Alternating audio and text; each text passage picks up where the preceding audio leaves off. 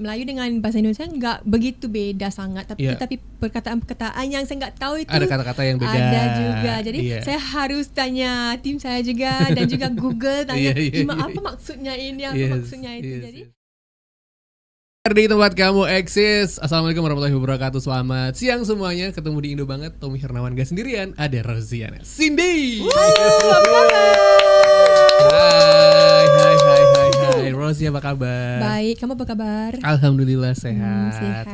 Menyenangkan sekali bertemu dengan Rosiana Cindy. Terima kasih. Karena pagi-pagi tuh kalau ngelihat yang seger-seger kayak lebih seger lagi. Lebih seger.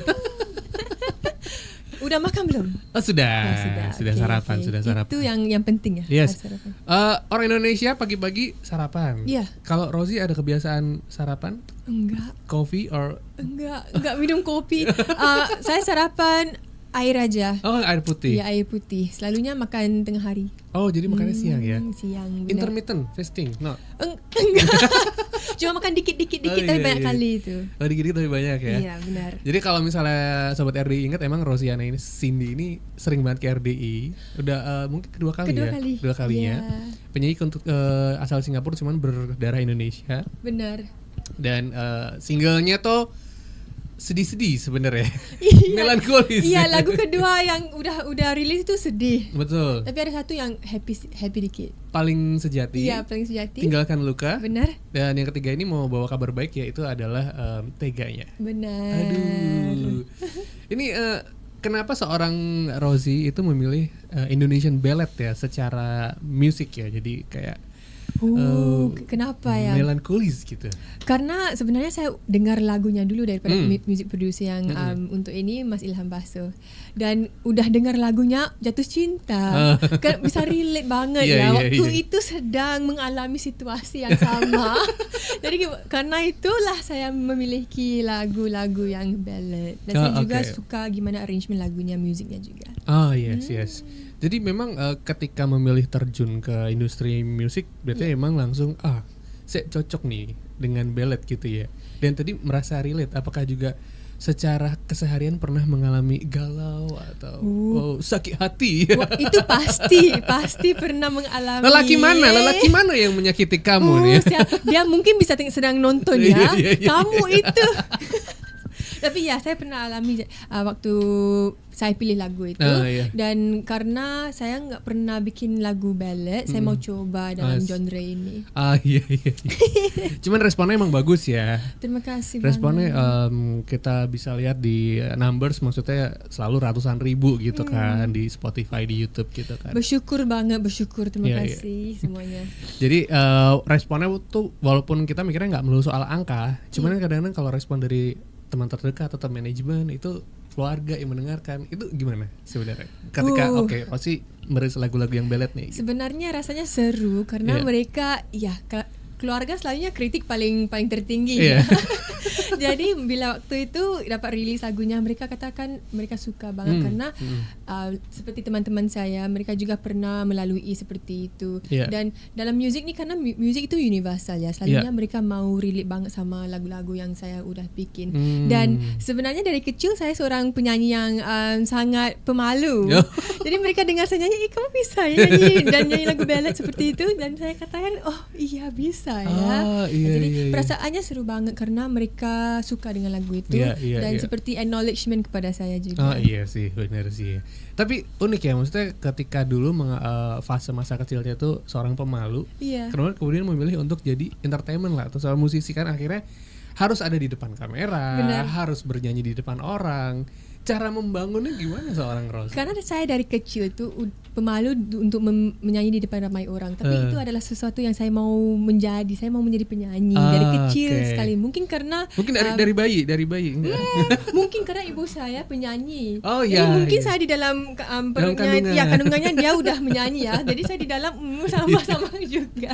Tapi dari situ ya karena ada ekspektasi saya menjadi seorang pemalu. Tetapi ya dari kecil mungkin katakannya mungkin udah besar nggak mau jadi penyanyi, tapi impiannya masih ada. Dan saya coba sedaya upaya untuk beranikan diri untuk menjadi lebih di luar sana, lebih explore, lebih ada confidence, dan saya coba aja untuk menyanyikan lebih ramai dan lebih di depan ramai orang itu. Betul. Cuman kan gini, Rosi ya, kan secara penggunaan bahasa itu antara di Singapura sama di Indonesia tuh ada perbedaan yang mencolok nggak sih, atau emang sebenarnya ketika merilis lagu dengan lirik berbahasa Indonesia itu langsung hajar aja gitu langsung? Sebenarnya ada beberapa perkataan yang beda, karena saya di Singapura kita ngomong bahasa Melayu, nggak Melayu dengan bahasa Indonesia nggak begitu beda sangat, tapi perkataan-perkataan yang saya nggak tahu itu ada kata-kata yang beda. Ada juga, jadi saya harus tanya tim saya juga dan juga Google tanya apa maksudnya ini, apa maksudnya itu. Jadi ada juga tantangannya karena menurut saya waktu itu bila saya mau mempelajari lirik-liriknya dan memahami itu ada sulit dikit, tapi ya nggak apa-apa karena selalunya harus memperbaiki. Jadi waktu itu oke aja. Cuma beberapa perkataan itu yang beda. Untung bukan perkataan kasar ya. Untungnya bukan. Karena lagu-lagunya semua galau. Jadi perkataan kasar nggak ada di dalam liriknya. Karena gini, kalau kita mempelajari bahasa orang tuh yang paling gampang tuh bahasa kasarnya dulu. Iya benar. Tapi saya ada juga belajar perkataan kasar tapi nggak ada di dalam liriknya. Mungkin lebih ke pas pergaulan. Ya seharian itu dengan teman-teman. Tiba-tiba nongkrong di Jakarta, keluar bahasa-bahasa aneh. Benar. Oke, seru banget ya ngobrol sama Rosi Sobat RDI ya. Kita habis ini mau mendengarkan lagu Paling Sejati.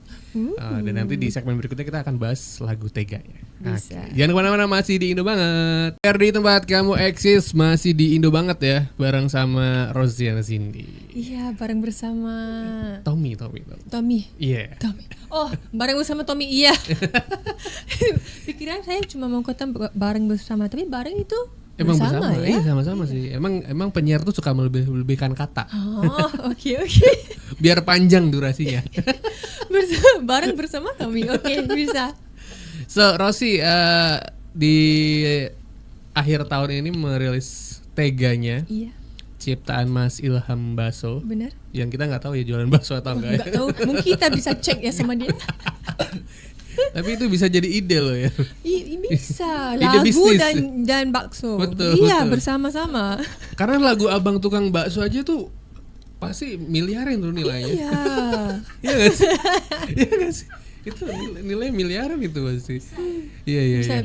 Dia bisa buka bisnis tuh. Nanti kita tanya dia. Oke, cuman kita coba cek lagu Teganya ini kan kalau nggak salah memang secara lirik cukup dalam ya. Iya benar. Menceritakan tentang bertahun-tahun kisah yang di jalan itu ternyata nggak ada gunanya. Iya. Ditinggalkan, disakiti, dibohongi semuanya.